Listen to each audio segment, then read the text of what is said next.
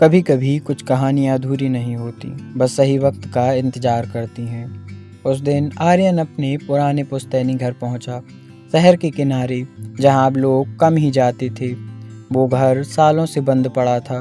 दीवारों पर मकड़जाल, छत से झड़ते हुए धूल के कतरे और हवा में एक अजीब सी खामोशी। आर्यन ने सफाई शुरू की। अलमारी खोलते ही एक पीला सा लिफाफा नीचे गिरा। उस पर लिखा था, मेरा अजनबी के नाम। वो हैरान हुआ, ये किसने लिखा होगा। धीरे से उसने खत खोला। उसमें सिर्फ इतना लिखा था, अगर तुम ये खत पढ़ रहे हो तो शायद तुम वही हो जिसका इंतज़ार मुझे था। अर्जुन को लगा कि ये शायद किसी पुराने प्रेमी का हिस्सा होगा, लेकिन नीचे की तारीख थी वो 2003 की थी, ठीक उसी साल की जब उसके पापा यहाँ से अचानक कहीं चले गए थे। दिल में जिज्ञासा जागी। वो पास की लाइब्रेरी गया, रजिस्टर चेक करवाया। वहाँ एक नाम मिला, अनामिका सेन।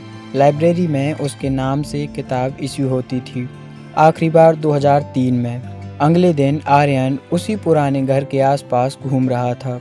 एक बुजुर्ग औरत ने पूछा, क्या यहाँ कोई अनामिका सेन रहती थी? औरत ने सिर झुकाकर कहा, हाँ बेटा रहती थी, पर वो तो उसी साल चली गई। किसी का इंतजार करते करते रात को आर्यन ने फिर वो खत खोला। अब ध्यान से देखा।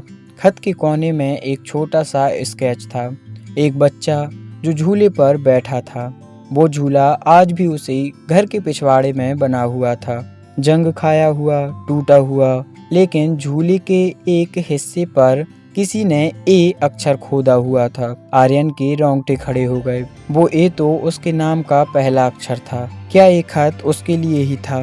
क्या वो किसी पुराने रिश्ते की गूंज थी जो वक्त ने छिपा दी थी?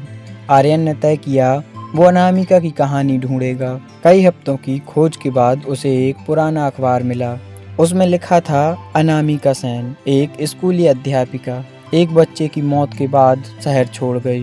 वो बच्चा ऑर्फनेज में था, नाम आर्यन। आर्यन की सांसें थम गईं। वो खुद वही बच्चा था जिसे बचपन में गोद लिया गया था। तो क्या ये खत उसकी माँ का था?